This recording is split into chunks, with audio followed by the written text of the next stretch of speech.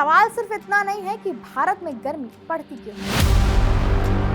सवाल यह है कि आखिर हर साल गर्मी पहले से ज्यादा खतरनाक क्यों होती जा रही है। हर साल गर्मी अपने सभी रिकॉर्ड्स तोड़ देती है, लेकिन ऐसा क्यों हो रहा है।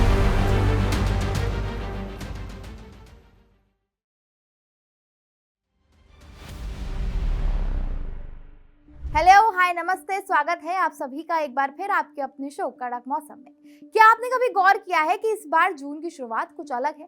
जिस महीने में आमतौर पर सूरज आग बरसाता है, लू लोगों को घरों में कैद कर देती है और तापमान 45 डिग्री के पार पहुंच जाता है, उसी जून में इस बार बादल छाए हुए हैं, हवाएं चल रही हैं और कई राज्यों में बारिश दस्तक देने को तैयार है। और इसकी सबसे बड़ी वजह है मॉनसून की तेज रफ्तार।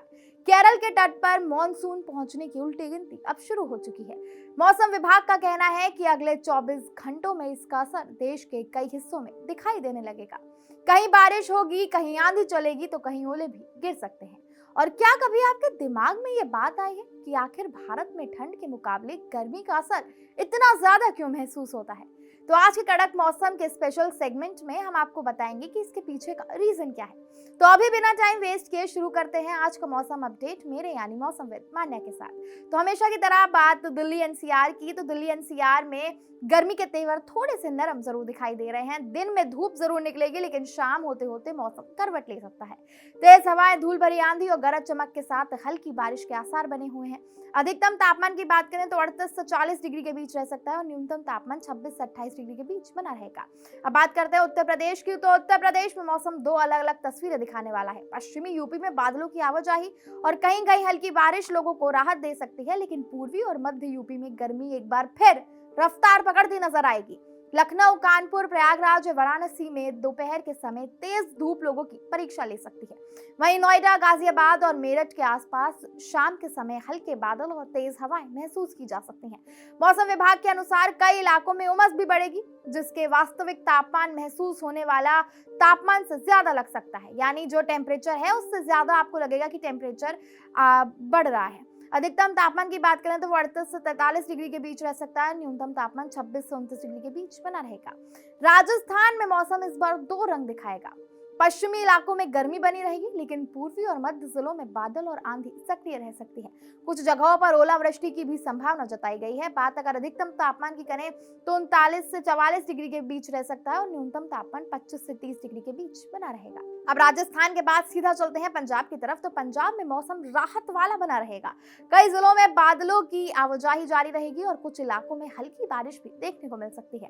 तेज हवाओं की वजह से गर्मी ज्यादा परेशान नहीं करेगी। बात अगर अधिकतम तापमान की करें तो 35 से 39 डिग्री के बीच रहेगा और न्यूनतम तापमान 23 से 27 डिग्री के बीच बना रहेगा। अब बात हरियाणा की करें तो हरियाणा में भी मौसम का जो मिजाज है वो बदला बदला नजर आएगा।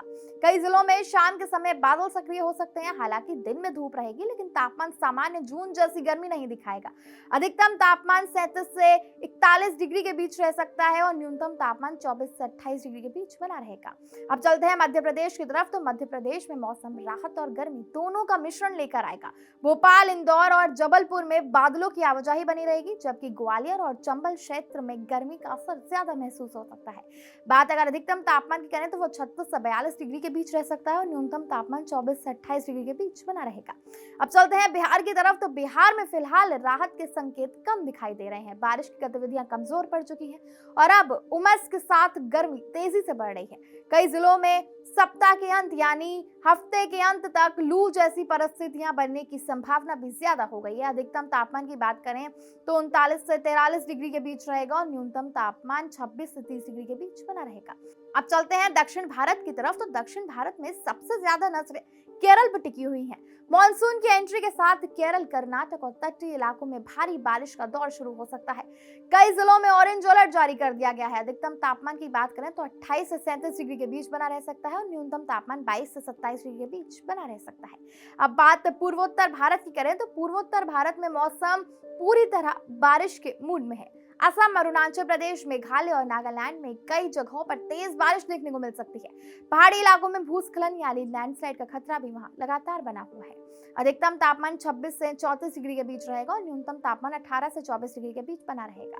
अब बारी है कड़क मौसम के स्पेशल सेगमेंट की, जहां हम आपको बताएंगे कि आखिर इंडिया में गर्मियां इतने ज्यादा लंबे समय के लिए क्यों रहती हैं, वहीं ठंड बेहद कम टाइम के लिए रहती है।